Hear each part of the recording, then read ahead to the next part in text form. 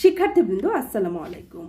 আজকে আমি তোমাদেরকে ক্লাস 3 মানে তৃতীয় শ্রেণীর আমার বাংলা বই এই বইটি থেকে পাঠ 3 ময়লার বাক্স এই গল্পটি পড়াবো। তাহলে চলো আমরা শুরু করছি। দেখো ছবি নাম্বার 1, এখানে একটা দোকানদার দেখা যাচ্ছে, একটা দাদু আর নাতনি বসে আছে।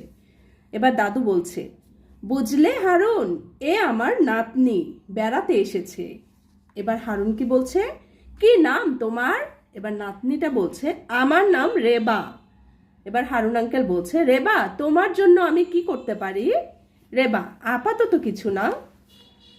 এবার একটা ছেলে দোকানে এলো, এসে বলছে, আমাকে একটা কলা দিন তো। তারপর ছেলেটি কলাটা খেলো। ছেলেটি কলাটা খেয়ে খোসাটা দোকানের সামনে যেখানে সেখানে ফেলে দিল।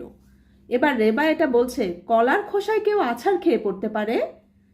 কলার খোসায় কেউ আছাড় খেতে পারে? রেবা এটা মনে মনে ভাবলো। আরেকটা ছেলে এলো, হারুন মামা আমাকে এক প্যাকেট বিস্কুট দাও। এবার হারুন মামা বিস্কুট দিল। ছেলেটা কুটকুট করে বিস্কুটটা খেলো, খেয়ে বিস্কুটের প্যাকেটটা এখানে ফেলে দিল। রেবা এবার মনে মনে ভাবছে, সবাই দেখি যেখানে সেখানে ময়লা ফেলছে। এবার রেবা হারুন মামাকে বলল, হারুন মামা আপনি কি আমাকে 2টা বাক্স দিতে পারেন? কেমন বাক্স? কাগজের বড় বাক্স আর একটা লেখার কলম। এবার হারুন মামা ওকে বাক্স দিল। এবার রেবা বাক্সের মধ্যে কিছু একটা লিখলো, লিখে বাক্স 2টা হারুন মামার দোকানের সামনে ফেলে রাখলো, আর কলার খোসাটা একটা বাক্সে রাখলো, আর বিস্কিটের খোসাটা আরেকটা বাক্সে রেখে দিল। এই বাক্স কলার খোসা ফেলতে হবে, আর এই বাক্সে অন্য ময়লা ফেলতে হবে। এই যে 2টা বাক্স, একটাতে কলার খোসা আর একটাতে অন্য ময়লা ফেলার জন্য 2টা বাক্সে লিখে দিল।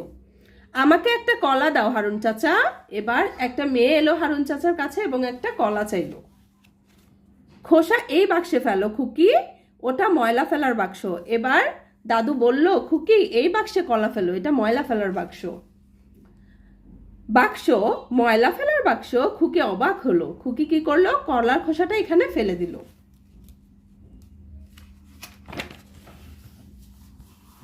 একটা বুদ্ধি পেয়েছি। এবার খুকি মনে মনে ভাবলো, একটা বুদ্ধি পেয়েছি। খুকি খানিক পরে মানে কিছুক্ষণ পরে ওর ছাগলটাকে নিয়ে এলো, নিয়ে এসে কলার খোসাগুলো খেতে দিল। খাও, দারুণ কাজ হয়েছে, আমার দোকানের সামনে আর নোংরা হবে না। হারুন কাকা খুব খুশি হলো, কারণ ওনার দোকানের সামনে আর নোংরা হবে না। তো এটা হচ্ছে গল্পটা।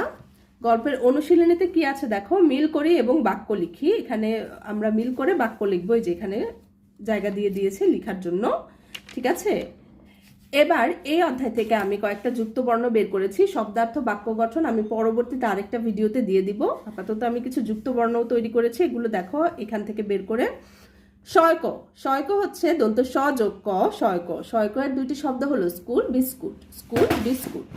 তারপর হচ্ছে কয়শ, কয়শ হচ্ছে ক হসন্ত যোগ স, দন্ত স, এটা হবে বাক্স আর টেক্স। তারপরে হচ্ছে দয়ধ, দ যোগ ধ, দয়ধ, দয়ধ হয় বুদ্ধি বৃদ্ধ, বুদ্ধি বৃদ্ধ। এই যুক্তবর্ণ তোমরা সাথে সাথে প্রতিটা অধ্যায়ের যুক্তবর্ণ আলাদা করে পড়ে নিবে। দেখো মিলকরণগুলো লিখে নিয়ে এলাম। যেখানে সেখানে থুতু ফেলবো না, রাস্তার এক পাশ দিয়ে হাঁটবো, বেঞ্চে বা টেবিলে লিখবো না, পেন্সিল কাটার ময়লা ঝুড়িতে ফেলবো, ফল ধুয়ে খাবো। তো মিলকরণগুলো করে নিলাম। এবার আমি তোমাদের জন্য কয়েকটা প্রশ্ন তৈরি করেছি। আরেকটা পরবর্তী যেই ভিডিও বানাবো সেটাতে আমি বেশি করে দিব। প্রশ্ন উত্তর 1, রেবা কার সঙ্গে দোকানে গিয়েছিল? উত্তর, রেবা তার দাদার সাথে দোকানে গিয়েছিল। রেবা কার সঙ্গে দোকানে গিয়েছিল? রেবা তার দাদার সাথে দোকানে গিয়েছিল।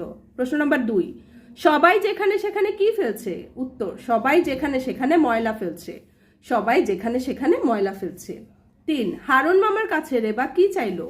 উত্তর, হারুন মামার কাছে রেবা কাগজের 2টি বাক্স আর লেখার কলম চাইলো। হারুন মামার কাছে রেবা কাগজের 2টি বাক্স আর লেখার কলম চাইল। তো আজকে এতটুকুই। আমরা যুক্তবর্ণ, প্রশ্ন উত্তর আর মিলকরণগুলো পড়লাম। পরবর্তী ভিডিওতে আমি বেশি দিব। তো ভালো থাকবে, সুস্থ থাকবে। আল্লাহ হাফেজ।